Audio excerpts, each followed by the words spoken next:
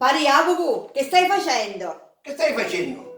Hai usciti e mi stai muovendo sta picca il canotto che sta la bottiglia. Ah, ok. Allora ricordati, Sentiamo, vediamo un nucciatore, vediamo.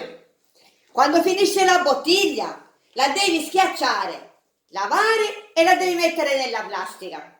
L'etichetta della bottiglia la devi togliere e mettere nella carta.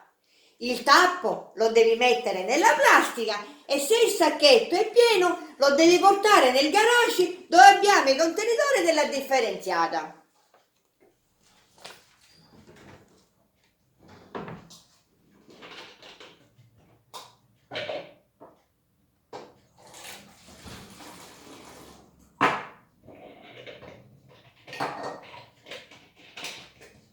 Ma passavo magari sì.